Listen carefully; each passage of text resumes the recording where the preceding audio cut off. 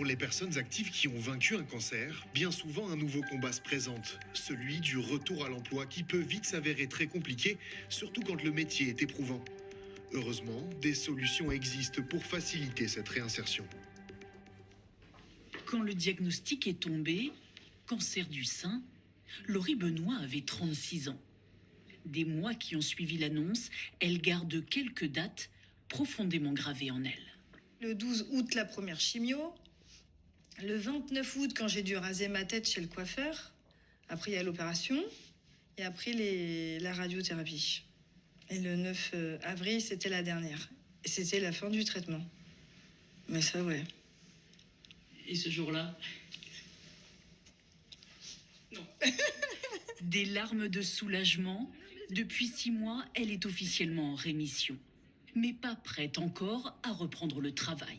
Son métier, conductrice de bus dans la ville de Bordeaux, bien trop stressant. Il y a les usagers dans le bus avec nous. À l'extérieur, les vélos, les trottinettes, les piétons, tout. Cette ultra-stimulation, en fait, a fait une charge mentale, une fatigue extrême. Et je suis pas sûre que je pourrais reprendre, même si j'ai aimé ce métier. Bonjour, ça va? Pour retrouver confiance en elle, Laurie a choisi de pousser la porte de la maison Rose Up, une association qui accompagne les malades pendant et après le cancer. En tout cas, vous êtes magnifique, comme dit.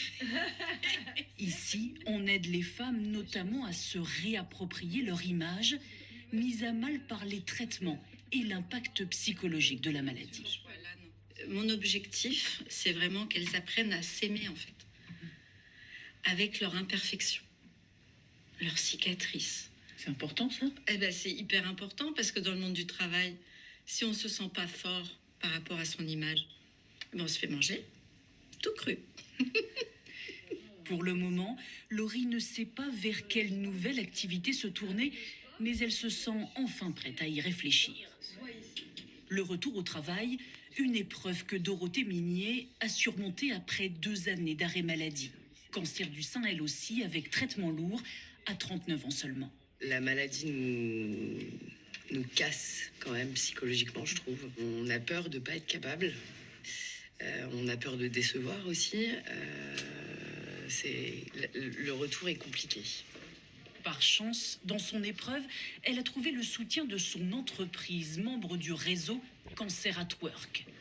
Pendant 2 ans, une référente maladie au travail a maintenu le contact, proposant l'aide gratuite d'un psychologue et d'une assistante sociale, organisant aussi le retour dans l'emploi.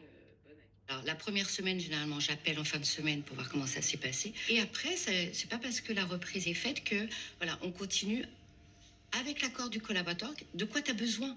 Quand on se bat contre la maladie, c'est vrai on a l'impression d'être coupé du monde professionnel et d'avoir ce lien nous permet de se sentir toujours important pour l'entreprise et d'exister. Face à l'augmentation du nombre de cancers chez les actifs, les employeurs sont de plus en plus nombreux à investir dans l'accompagnement de leurs salariés. Une démarche vertueuse, notamment en termes économiques.